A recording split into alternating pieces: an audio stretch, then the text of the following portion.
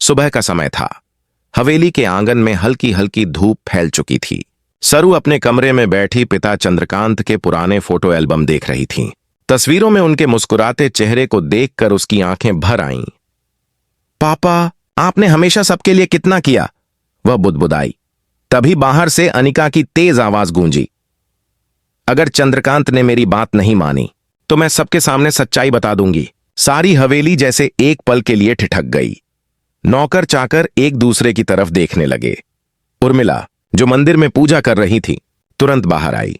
उसने अनिका की ओर देखा और पूछा, कौन सी सच्चाई की बात कर रही हो अनिका? अनिका के चेहरे पर एक अजीब सी घमंड भरी मुस्कान थी। वही सच्चाई जो आप सब छिपा रहे हैं।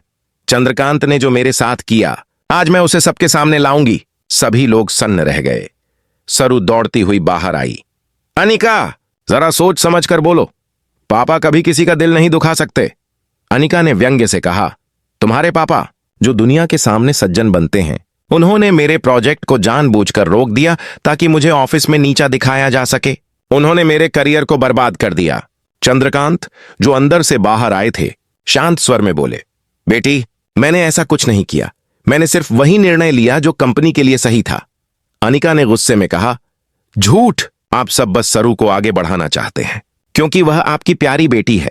सन्नाटा छा गया।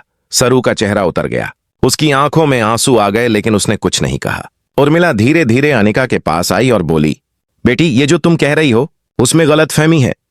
चंद्रकांत ने हमेशा हर किसी की मदद की है। अनिका ने जवाब दिया, मुझे कोई समझाने की जरूरत नहीं, मैं अपने सबूत लेकर आई हूं। उसने अपना मोबाइल निकाला और कुछ ईमेल दिखाने लगी। उर्मिला ने मोबाइल लिया और ध्यान से देखा, फिर बोली, यह ईमेल असली नहीं है बेटी, यह किसी ने तुम्हें भड़काने के लिए भेजा है। अनिका ने मोबाइल छीन लिया और गुस्से में कहा, आप सब एक जैसे हैं, झूठे और धोखेबाज। इतना कहते ही वह चंद्रकांत की ओर बढ़ी और ऊंची आवाज में बोली, आज मैं सबको दिखाऊंगी कि यह महान आदमी असल में क्या है। उर्मिला की आंखें लाल हो गईं। उसने एक पल भी नहीं सोचा। उसने आगे बढ़कर अनिका को जोरदार थप्पड़ मारा। थप्पड़ की आवाज पूरे आंगन में गूंज उठी। सभी हैरान थे, सरू, नौकर, यहां तक कि खुद चंद्रकांत भी। उर्मिला ने कांपते हुए कहा, शर्म आनी चाहिए तुम्हें। जिसने तुम्हें बेटी की तरह अपनाया, उसी का अपमान करती हो। अनिका स्तब्ध थी। उसका हाथ अपने गाल पर था। वह कुछ पल तक कुछ नहीं कह पाई।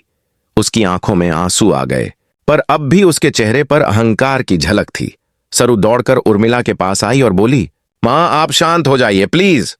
उर्मिला ने गहरी सांस ली और बोली, मुझे शांत रहना चाहिए था, लेकिन जब कोई मेरे पति पर उंगली उठाएगा तो मैं कैसे चुप रहूं।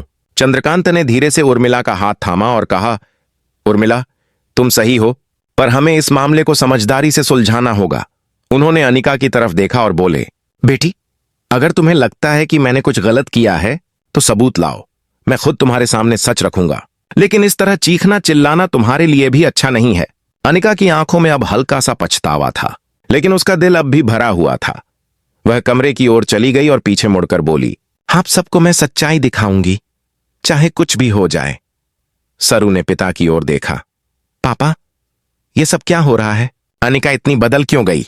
चंद्रकांत ने कहा, कभी कभी जब किसी को गलत दिशा में समझाया जाता है तो दिल का अंधेरा दिमाग पर छा जाता है। उर्मिला अब भी बेचैन थी। उसकी आंखों में आंसू थे। वह बोली, मैंने उसे हमेशा अपनी बेटी समझा था, लेकिन आज उसने जिस तरह की बातें की वो मेरे दिल को चीर गईं। सरू ने उन्हें गले लगाया। मां, शायद किसी ने उसे भड़काया है। हम सच्चाई तक जरूर पहुंचेंगे। उधर हवेली के एक कोने में अनिका अपने कमरे में अकेली बैठी थी। वह मोबाइल पर किसी को कॉल कर रही थी। हां, मैंने वही किया जो तुमने कहा था, लेकिन अब हालात बिगड़ गए हैं। उर्मिला ने मुझे थप्पड़ मार दिया। दूसरी तरफ से आवाज आई, तुम्हें डरने की जरूरत नहीं है अनिका, खेल तो अब शुरू हुआ है। अनिका की आंखों में अब एक नई चमक थी, बदले की। उधर सरू रात को अपने पिता के कमरे में बैठी थी। चंद्रकांत शांत स्वर में बोले, सरू, इस घर में अब हमें हर कदम सोच समझ कर रखना होगा। जो कुछ हुआ वो सिर्फ शुरुआत है। सरू ने सिर हिलाया। मैं समझ गई पापा, लेकिन एक बात मैं तय कर चुकी हूं, मैं सच सामने लाकर रहूंगी। बाहर हवेली में सन्नाटा था, लेकिन उस सन्नाटे के भीतर एक बड़ा तूफान उठ चुका था। रिश्तों का, भरोसे का और सच झूठ की लड़ाई का। रात गहरी हो चुकी थी। हवेली की लाइटें मंद हो गई थीं। लेकिन सरू के कमरे में अब भी उजाला था। वह अपने लैपटॉप पर चंद्रकांत के प्रोजेक्ट फाइल्स देख रही थी। हर दस्तावेज को वह ध्यान से पढ़ रही थी। उसका मन एक ही सवाल से भरा था, आखिर कौन है जो अनिका को भड़का रहा है। इतने में दरवाजे पर हल्की दस्तक हुई। सरू बेटा, सोई नहीं अब तक? उर्मिला ने पूछा। सरू मुस्कुराई। नहीं मां, सच्चाई ढूंढनी है ना, नींद कैसे आएगी? उर्मिला ने आकर उसके कंधे पर हाथ रखा। मुझे पता है तुम्हारे दिल में आग जल रही है, लेकिन सच का रास्ता हमेशा मुश्किल होता है। सरू ने कहा। मां, मैं अनिका को गलत नहीं मानती। मुझे लगता है कोई उसका इस्तेमाल कर रहा है। मुझे उस ईमेल के पीछे की सच्चाई पता लगानी होगी। उर्मिला ने धीरे से कहा। अगर कोई बाहरी हाथ है तो हमें बहुत सतर्क रहना होगा। तुम्हारे पापा पर कोई भी दागा नहीं लगना चाहिए। उसी समय बाहर किसी के कदमों की आवाज आई। सरू ने खिड़की से झांका। किसी की परछाई दिखाई दी। वह व्यक्ति पीछे के गेट से बाहर जा रहा था। मां, कोई जा रहा है, सरू ने फुसफुसाया।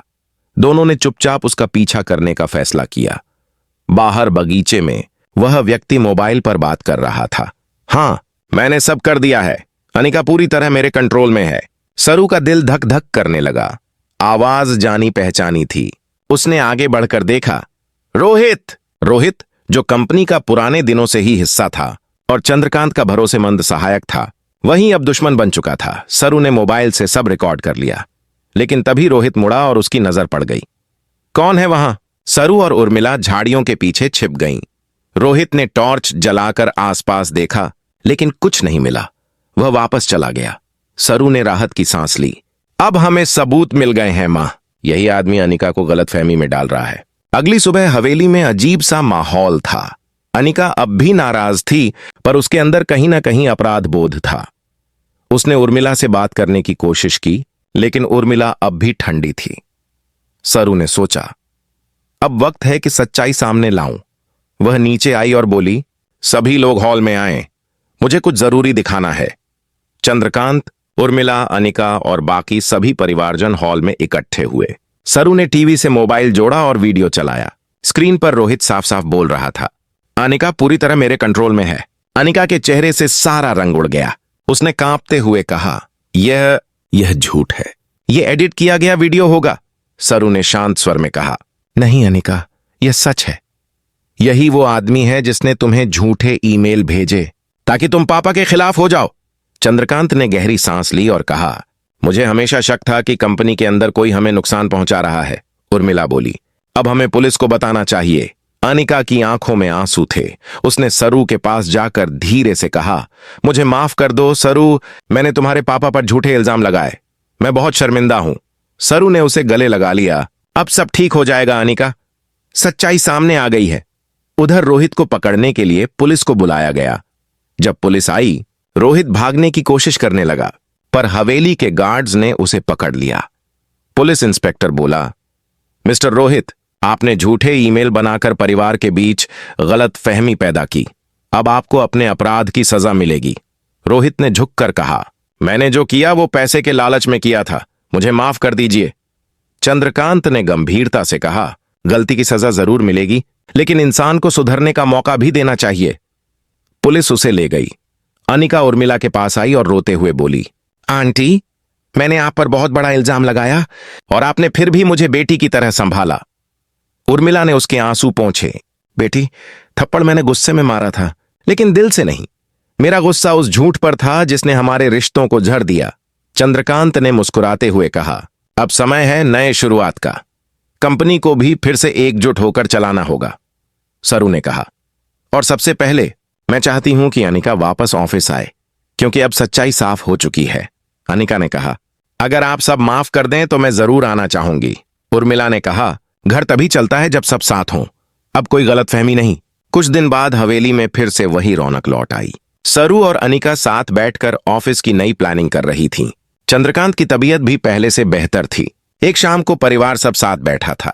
उर्मिला ने चाय का कप सरू के हाथ में दिया और बोली, अब लगता है इस घर में फिर से शांति लौट आई है। चंद्रकांत मुस्कुराए। सच तो यह है कि यह घर तब तक नहीं टूट सकता जब तक इसकी नींव सच्चाई पर है। सरू ने कहा, पापा, अब मुझे एक बात समझ आ गई। कभी कभी सच्चाई तक पहुंचने के लिए झूठ का सामना भी करना पड़ता है। अनिका ने सिर झुकाकर कहा, और मैंने सीखा कि भरोसा सबसे बड़ी ताकत है। सभी हंस पड़े। हवेली में अब फिर से वही पुरानी गर्मजोशी लौट आई थी। लेकिन तभी दरवाजे पर एक दस्तक हुई। एक डाकिया आया और चंद्रकांत को एक पार्सल दिया। चंद्रकांत ने खोला। अंदर एक लेटर था जिसमें लिखा था, आपने समझा कि खेल खत्म हो गया, पर असली खेल अब शुरू होगा। सभी के चेहरों का रंग उड़ गया। सरू ने चौंक कर कहा, ये किसने भेजा? चंद्रकांत ने कहा, शायद कोई और परछाई अब भी बाकी है। उर्मिला ने दृढ़ स्वर में कहा, तो फिर हम सब साथ हैं, चाहे जो भी तूफान आए, अब कोई हमारे परिवार को नहीं तोड़ पाएगा। सरू ने मुस्कुराकर कहा, अब जो भी होगा हम सच्चाई की तरफ खड़े रहेंगे। और कैमरा धीरे धीरे हवेली के ऊपर से झूम आउट करता है। सूरज की रोशनी फिर से उस घर के आंगन को छूती है, जैसे हर नए दिन के साथ उम्मीद का नया अध्याय शुरू हो गया हो।